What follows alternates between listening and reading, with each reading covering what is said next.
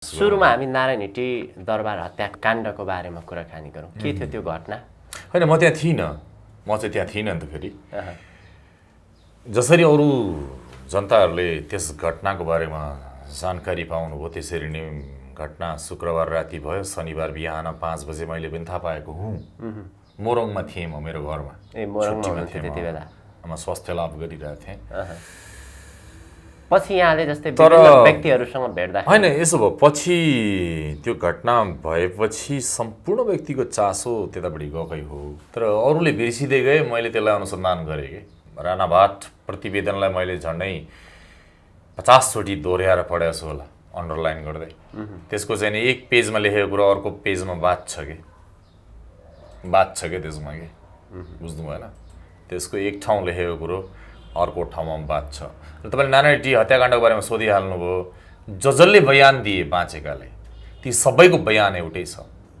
रटान बयान पनि मैले भनिहालेको छैन, तर सबैको बयान 101% एउटै छ। हालांकि उनीहरूलाई छुट्टा छुट्टै बयान लिएको होला।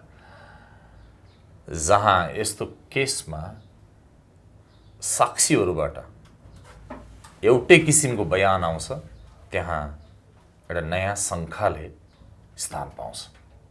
एउटै बयान आयो के, रटान बयान आयो के, अलिकति पनि तलमाथि छैन के बयान। त्यसले शङ्का उब्जायो। कसरी यो विटनेसहरूको बयान चाहिँ काटी कुट्टी एउटै प्लान गरे अनुसार फ्रेमभित्र यति बोल्ने है, यस्तो यस्तो बोल्ने है भनेर पहिले नै स्क्रिप्ट पढेर घोके जस्तो बयान त शङ्कास्पद हुन्छ मेरो तर्फबाटको एनालाइसिस। र बन्दुक चाहे दिपेन्द्रले हानेको होस्, चाहे अरू कसैले, हत्या त भयो, सामूहिक हत्या त भयो। र त्यति बेलाको त्यो हतारको पार्लियामेन्ट्री इन्भेस्टिगेसन टिमले, राणाभाटजीहरूले हतार भट्टाटाटा शैलीमा जुन प्रतिवेदन बनाउनु, उहाँकै भाषामा भने है मैले, सम्झिनेले सम्झिन्छन्। किनभने यो घटनालाई ज्यादा से ज्यादा बिर्साइने प्रयास भएको नेपालमा। अनि अब के त यसमा नारायण हिटी हत्याकाण्ड जे भएको होस्, जसरी भएको होस्, त्यो समाधान नभई चाहिँ नेपालको मौजुदा राजनीति सेफल्यान्ड हुँदैन कि भन्ने हाम्रो आशंका, हाम्रो सिन्थेसाइज, हामीले एनालाइसिस गर्दा यस्ता किसिमका प्यारानोइड आइडियाहरू पोलिटिक्समा जन्माउँछौँ। गोली निराजनले हानेको पनि हुनसक्छ, गोली गोरख शमशेरले हानेको पनि हुनसक्छ, गोली दिपेन्द्रले नै हानेको पनि हुनसक्छ, या गोली अरू कसैले हानेको पनि हुनसक्छ। जबसम्म सत्य पत्ता लाग्दैन तबसम्म शङ्का जारी रहन्छ। र यही कुरामा आउँ, जब साक्षीहरूको एउटै बयान आउँछ, त्यहाँ के अर्को नयाँ शङ्का उब्जिन्छ रे कि कहीँ बयान रटिएको त छैन, कहीँ पात्रहरूले अलरेडी तयार गरिएको स्क्रिप्ट त पढिरहेका छैनन्। घटनापछि त्यहाँ बाँचेका कैयन पात्रहरू ब्याङ्कक जानु, ब्याङ्ककमा उपचार गरिनु।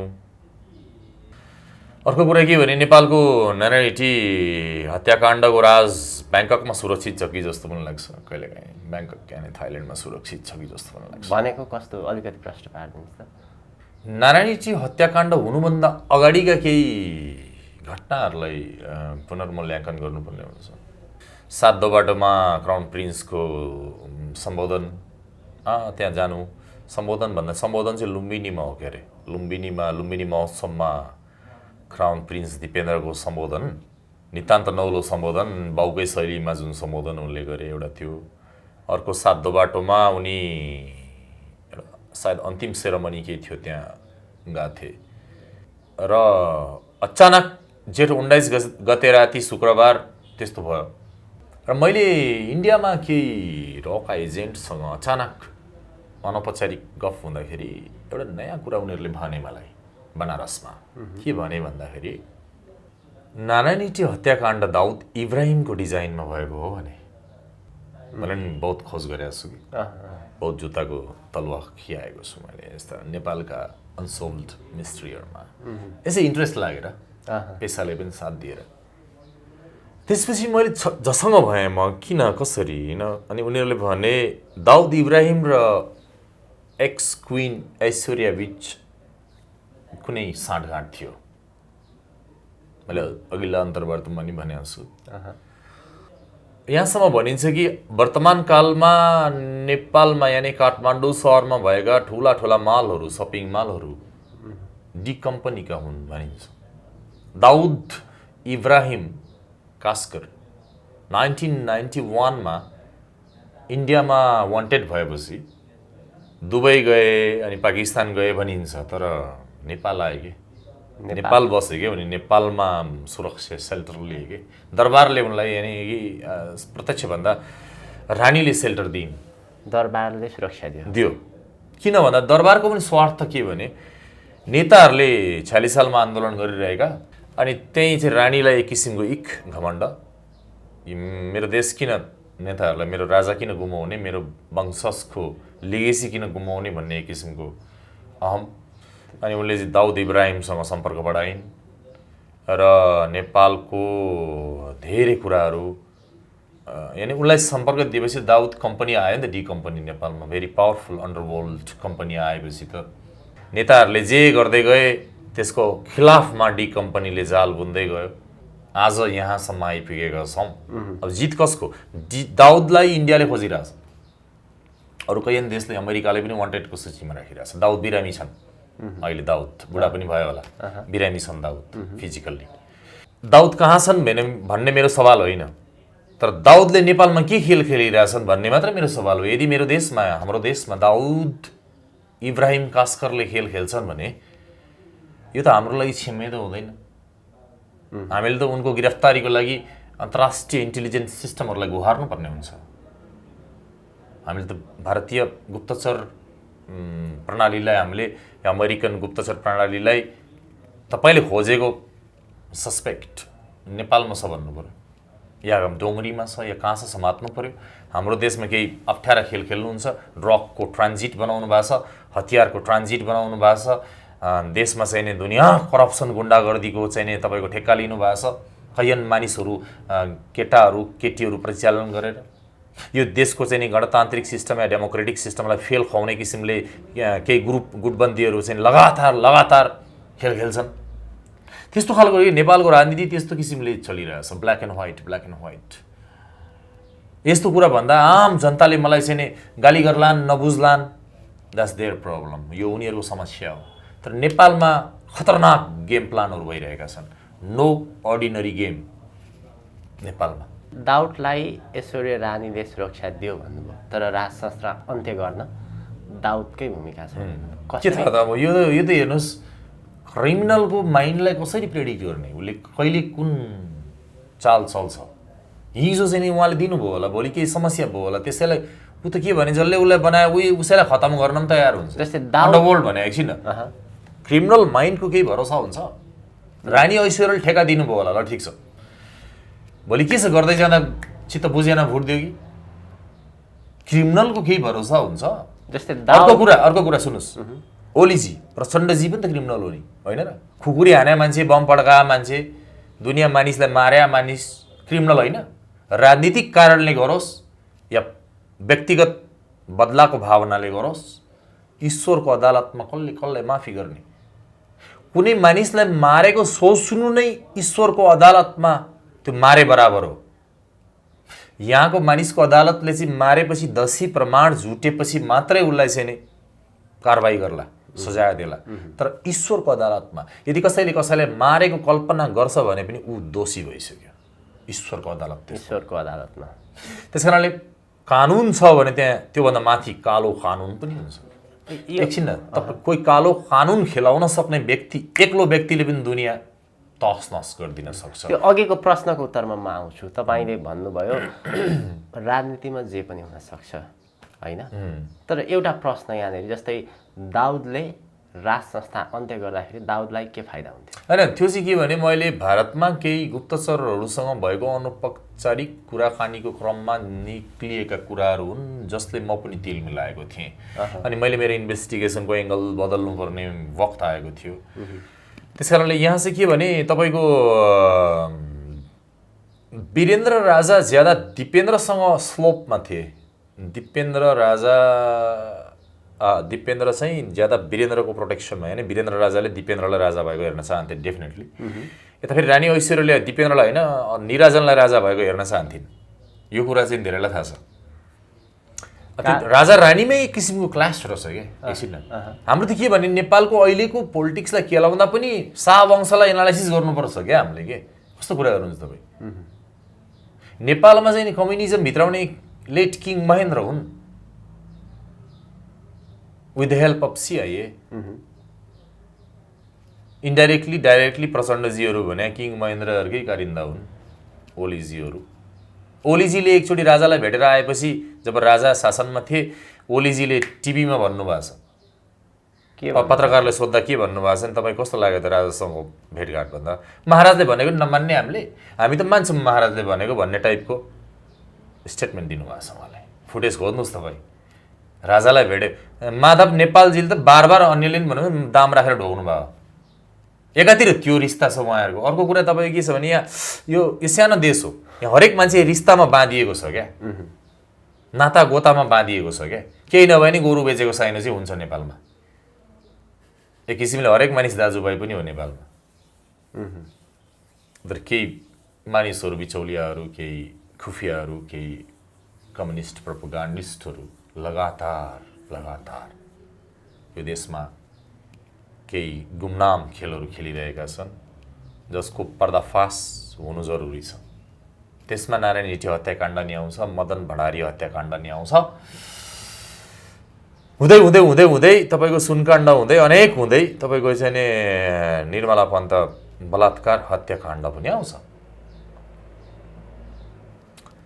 भर्खरै मैले प्रेम कैदीजीको एउटा भाषण सुने, बडा आक्रोशपूर्ण। ओलीजीलाई चाहिँ उहाँले चाहिँ नि हरेक एङ्गलबाट सिध्याउनु भएको छ प्राइम मिनिस्टर ओलीजीलाई। मेरो ओलीजीसँग कुनै पर्सनल दुश्मनी होइन, छिमेकी हुनुहुन्छ, म दमकको हुनुहुन्छ, म उर्लाबारीको छु, कुनै पर्सनल त्यो पनि होइन। तर देशको सम्प्रभुता गुम्ने सम्बन्धी क्रियाकलापमा म जस्तो नागरिकको खुन अवश्य उम्लिन्छ, चाहे ओलीजी हुन् या कोइराला हुन् या कुनै पनि थरका प्राइम मिनिस्टर हुन्। मैले भने बुझ्नुभयो? ओलीजी पनि छातीमा हात राखेर नेपाल देश बेच्न त चाहनुहुन्न होला। जनताले कहिलेकाहीँ ओलीजीको मजबुरी पनि बुझिदिनुपर्छ, उहाँ कसको लागि काम गरिराख्नु भएको छ। प्रचण्डजीको मजबुरी पनि बुझिदिनुपर्छ, उहाँ कसको लागि काम गरिराख्नु भएको छ। केही दिन अघि प्रचण्डजीले आत्मा आलोचना गरेर स्टेटमेन्ट दिनुभएको छ, मैले पढेँ, बडा सिरियस।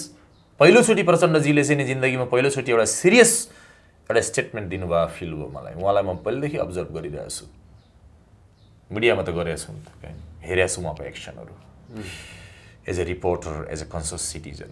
आत्मालोचना गरेर सायद उहाँले त्यो स्टेटमेन्ट दिँदा उहाँको आँखामा आँसु हुनुपर्छ, मलाई जहाँसम्म लाग्छ। उहाँ पनि डाइरेक्ट कम्युनिकेसन गर्न हिचकिचाइराख्नु भएको छ जनतासँग। छाती खोलेर भनिदिनुहोस् तपाईँको पीडा, तपाईँको गुमसाट। किन यो देशको सारा नजर तपाईँमाथि छ। को माथि छ? नयाँ राजा, नयाँ महाराजा प्रचण्डजी माथि छ, छैन र? आज चाहिँ यो कोलिसन वामपन्थी अथवा चाहिँ कम्युनिस्ट जे भने नि, यो कोलिसन त 2/3 प्रचण्डजी नै हो नि त राजा त। भण्डारीजी र ओलीजी त उहाँका निमित्त मात्रै हो।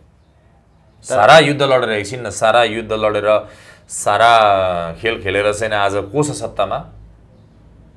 हिजो वीरेन्द्र राजा थिए, घटना भयो, ज्ञानेन्द्र राजा भए, आज के भयो 62-63, यहाँ उहाँ लामो गयो, गणतन्त्र धर्मनिरपेक्ष राजाको, वर्तमान हाम्रो नेपालको राजाको एक किसिमले प्रचण्डजी। त्यो नयाँ राजालाई म भन्न चाहन्छु, कुनै दिन मदन भण्डारीजीले टुँडी खेलमा तत्कालीन राजा वीरेन्द्रलाई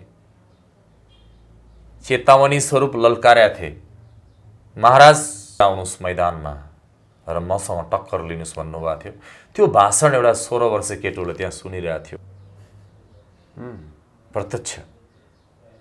ओके, त्यस्तो भाषण गर्ने, बुलन्द भाषण गर्ने नेता जसको पार्टीका अन्य पदाधिकारीहरू, अन्य मठाधीशहरू आज यो देशमा के गरिराख्नु भएको छ, त्यस कुरालाई अन्य 4 भाषामा उल्था गरौँ, अङ्ग्रेजी, रसियन, फ्रेन्च र जर्मन त्यति भाषामा उल्था गरौँ र त्यहाँका 4-4 विद्वानलाई पढ्न दिउँ।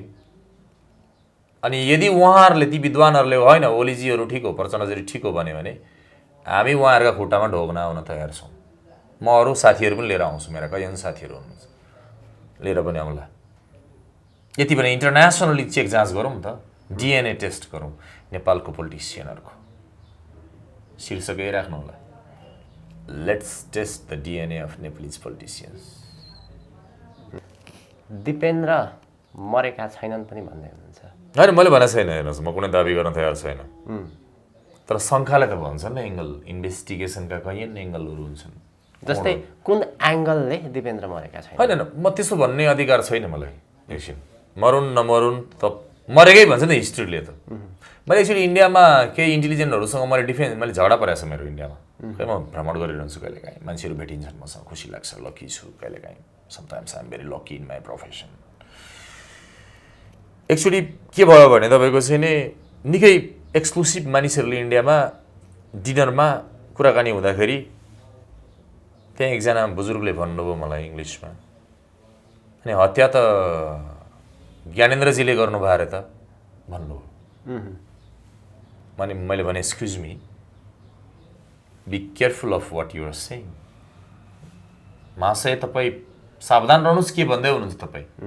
नेपालको लले, हिस्ट्रीले त्यो हत्याकाण्ड प्रिन्स दिपेन्द्रले गरे भन्छ। तपाईँ के आधार छ तपाईँसँग, के प्रमाण छ तपाईँसँग, के प्रमाण छ तपाईँसँग कि त्यो चाहिँ ज्ञानेन्द्रजीले गरे होला भन्नुहोस् मलाई। प्रमाण के छ, एभिडेन्स के छ दिनुहोस्। Could you establish the evidence भन्दा उहाँले आइएम सरी भन्नुभयो कि। मैले कहिलेकाहीँ के हुन्छ भने घातक हुन्छ, किन ज्ञानेन्द्रजीले हत्या गरेको भन्नु घातक हुन्छ। तपाईँसँग प्रमाण छ, जनताले त एकछिन जनताले भन्छ, को हो जनता पक्ड्नु पऱ्यो नि त, समात्नु पऱ्यो। के प्रमाण छ उसँग? मैले ज्ञानेन्द्रजीको तर्फबाट बोले होइन, मैले आम जनताको तर्फबाट बोले। कसैलाई पनि आरोप लगाउनुभन्दा अगाडि तपाईँसँग दसी प्रमाण छैन भने तपाईँ कुन आधारमा कुरा गर्दै हुनुहुन्छ? मैले त्यसो भन्दाखेरि त्यहाँ थर्कमान भयो कि नेपालको पार्लियामेन्टको रिपोर्टले के भन्यो अरे, के साबित गर्यो अरे, दिपेन्द्रले हत्या गरेको यसरी यसरी यसरी भनेर चाहिँ तपाईँको प्रतिवेदन झिकेर चाहिँ स्ट्याम्प लगाएर दियो। हिस्ट्रीले अब के लेख्यो, नेपालको सन् 2001 को नारायणी हत्याकाण्ड जेठो छोरो प्रिन्स दिपेन्द्रले गरे भन्यो। त्योभन्दा अर्को बोल्ने त अधिकार छैन नि त जबसम्म तपाईँसँग प्रमाण हुँदैन। यो नारायणी दरबार हत्याकाण्ड के त अब सकियो त? यसको पहिल्यै सकियो। यो त के भने यसलाई बिर्साइने प्रयास गरियो, चाँडो चाँडो सिध्याउने प्रयास गरियो। गोरखनाथको भविष्यवाणीको रिमार्क गर्नुपर्ने कुरा हुन्छ। रका डाइरेक्टरहरूले कहिलेकाहीँ इन्डियन एक्सप्रेसमा आर्टिकल लेख्छन्, पढ्न भ्याइन्छ झुकिएर क्या। के भने गोरखनाथको भविष्यवाणी के थियो भने पृथ्वीनारायण शाहजीलाई राज्य हस्तान्तरण गर्दा दिँदा ग्रेस दिएको हो नि त यो राज्य त। 13 पुस्तासम्म दुःख सुख जेना तेना जसरी हुन्छ टिकाउनु, त्यसपछि यो अर्कै हुन्छ। के हुन्छ अर्कै? अब यसमा मैले पनि अब प्रश्न कुरा उनीहरू पनि लेख्दैनन्। मैले एउटा एनालाइसिस गरेँ, डाइनेस्टी गोरखनाथजीको म पनि भक्त हुँ, गोरखनाथको पूजा गर्छु, म पनि गोरखनाथ भक्त, गोरख मान्छु, भैस नै गोरख हो, म नै गोरख हुँ। एक किसिमको गोरखनाथको केमिस्ट्री मसँग छ, किन मैले त्यो तत्त्वलाई मैले रिसर्च गरेको छु कि गोरखनाथ भनेका नेपालका ठुला धरोहर हुन्। गोरखनाथ शिवजीका अर्का रूप थिए कि 1352 को हिसाबले हो कि यो 13औं क्यालेन्डर अनुसार यो नेपालको शाहवंश। अनि त्यसपछि शाहवंश सिद्धिएपछि शाहवंश गुरुहरू चाहिँ नेक्स्ट 13 जेनेरेसन चलाउने छन्। शाहवंशका गुरुले 13 जेनेरेसन चलाइसकेपछि अनि फेरि उनीहरूका नि गुरु एक स्टेप माथि हुँदै जान्छ क्या। त्यो चाहिँ कस्तो भने चेतनाको लेभल माथि माथि गएर शासन गर्ने। किनभने पृथ्वीनारायण शाह भनेका बादशाह हुमायूँका सन्तान हुन्, अकबरका सन्तान हुन्। उनीहरूलाई नेपालमा हिन्दू आवरणमा, मुस्लिम हुन्, इस्लाम हुन्, हिन्दू आवरणमा लुकाएर राखेको उनीहरूलाई। हुनसक्छ उनीहरू जिसस क्राइस्टका सन्तान हुन पनि सक्छन्, उनीहरू यहुदी हुन। एकछिन यिनीहरू एकदम वर्ल्डका सबैभन्दा सुरक्षित प्यालेस नेपालको थियो कि। संसारको सबैभन्दा ज्यादा सुरक्षामा राखिएको दरबार कुनै थियो भने त्यो नेपालको दरबार थियो। किन भन्दाखेरि यिनीहरू त्यसरी आएका थिए। र हुनसक्छ अझै पछाडि जाँदाखेरि यिनीहरू चाहिँ नि काश्मीरमा 126 वर्षको उमेरमा देहत्याग गरेका जीसस क्राइस्ट जब रिजरेक्ट भए, उनलाई क्रुसिफाई गरियो, रिजरेक्ट भएर उनी सिल्क रोडबाट काश्मीर आए। 32 वर्षका समथिङ 34 वर्षका रिजरेक्ट फेरि पुनर्जीवित भएर काश्मीर आएर 126 वर्षसम्म त्यहाँ बुद्ध कृष्णको डाइमेन्सनमा बसे, जागृत डाइमेन्सनमा बसे। उनको त्यहाँ टोम्ब TOMB टोम्ब पनि छ। उनीहरूकै सन्तान हुन् भन्ने पनि भनिन्छ। फेरि हेर्नुहोस् है, यदि त्यस्तो हो भने त केही न केही प्यालेस्टाइन देखाएर काश्मीर हानिरहेछ या काश्मीर देखाएर प्यालेस्टाइन हानिरहेछ भने जस्तो इक्वेसन हुन्छ नि। किनभने काश्मीरको ट्रेजर हुनसक्छ नेपालमा पो लुकाएर राखिएको थियो कि छ कि, या नेपालको ट्रेजर काश्मीरमा छ कि जस्तो लाग्छ क्या। किनभने तपाईँ 49, 50, 51, 52 सालको सामाखुसी एरिया हेर्नुहोस्, ठमेल एरिया हेर्नुहोस्, सारा काश्मिरीहरूले भरिएको थियो कि। ती काश्मिरी आज कहाँ गए? कता इन्फ्लक्स भए, कता मिसिए। पाकिस्तानीहरू नेपालमा सेल्टर लिएर बसेको कुरा सार्वजनिकै छ। नेपाल त्यो मस्जिद रत्न पार्कको बहुत पुरानो हो। गोर्खामा चाहिँ रैथाने मुस्लिमहरू छन्, कैलालीमा रैथाने मुस्लिमहरू छन्। अर्थोडक्स मुस्लिम मेरै साथीहरू छन्, अर्थोडक्स मुस्लिम नेपालका, नेपाली। भनेपछि यो एक किसिमले त्यस्तो खालको रहस्यको केही पेन्डोरा बक्स खुल्छ कि जस्तो लाग्छ मलाई। ठिक छ, हामी यता विषयवस्तुमै आउँ। तपाईँले भनिरहनु भएको छ राजतन्त्रको अन्त्य भएको छैन। उनीहरूले खेल खेलिरहेका छन् जस्तो लाग्छ क्या। मैले पहिला पनि भनेको थिएँ कि कम्युनिस्टहरूका बाप राजा महेन्द्रै हुन् क्या नेपालमा। किनभने उसले प्रश्न छ त, उनले त बिपीहरूलाई जेल हालेर चाहिँ चाइनाको समर्थन गरेका हुन् त। इन्डिया चाइना वार हुँदाखेरि स्पष्टै छ नि। भित्री रूपमा जस्तै राजाहरूको त्यति बेलाका न्युज पेपरहरू पनि भेटिन्छन्, यो कुराहरू न्युजमा आएको छ त। चाइनाको पक्षमा हुनु, अमेरिकाले पत्यायो उनलाई, चाइनाले पत्याएन। भित्रभित्रै केही चलखेल खेल हो क्या। तपाईँको प्रश्न सोध्नुहोस् न फेरि एकचोटि। राजाहरूको वास्तवमा जुन भित्री चाहिँ एउटा मात्र सन्तान हुन्छ भनेर भनिन्छ, देखावटी चाहिँ त्यहाँ 2-3 जना हुन्छ भन्ने पनि त्यो एउटा रहस्य छ। होइन, उनीहरूसँग षड्यन्त्र हुन्छ। उनीहरूसँग एउटा मेसिन, एउटा यन्त्रै हुन्छ, षड्यन्त्र। उनीहरू त के भने तपाईँको त्यो उनीहरूसँग जुन मेथड छ नि राजतन्त्र, जस्तो क्विन एलिजाबेथसँग अनि नेपालको गोरखनाथको ग्रेस पाएको शाहवंशसँग त यति खतरनाक मेकानिजम हुन्छ उनीहरूसँग। तन्त्र मन्त्र यन्त्र सारा षड्यन्त्र होइन। त्यसलाई जित्न गाह्रो छ क्या अरूलाई। मैले त्यही भएर मैले ओलीजी प्रचण्डजीहरू भनेको छ नि, प्रचण्डजीहरू भनेको छैन दरबारसँगै। किनभने दरबारको कहिले पनि त्यो राणाकालमा के छ सुन्नुहोस् न, दरबार राणा, पछि दरबार पञ्चायत, अहिले दरबार माओवादी। खेल खेल्ने त हो नि। यहाँ त यिनै मान्छे घुम्नु, मैले नाता गोता यही भनिनँ, साला भेना काका ससुरा भतिज यही बिचमै खेल्छ क्या यिनीहरू। गोरु बेचेको साइनो, भैँसी बेचेको साइनो। एउटा नेपाल एकछिन त्यस्तो खालको हो। यहाँ कुनै यही भित्रभित्रै चोर पुलिस खेलिरहेछन् क्या। के को लागि खेलिरहेछन् तपाईँ आफै फाइन्ड आउट गर्नुहोस्। तर यी भित्र चाहिँ तपाईँको गुट मिलेर चाहिँ घिनलाग्दो खेल। तर त्यसमा देश चाहिँ काटकुट बनाएर भाग लगाएको भैँसी जस्तो भएको छ। काटकुट बनाएर भाग लगाउँछ नि बेच्नलाई भैँसी, बुढो भैँसी, त्यस्तै भएको छ देश चाहिँ। देश उनीहरूको इगोले, कसको इगो? प्रचण्ड र विप्लवको इगो, प्रचण्ड र ज्ञानेन्द्रको इगो, उसको र उसको इगो, उसको र उसको साँठगाँठ, उसको र उसको मेलेमतोले गर्दा देश चाहिँ कस्तो भयो अरे?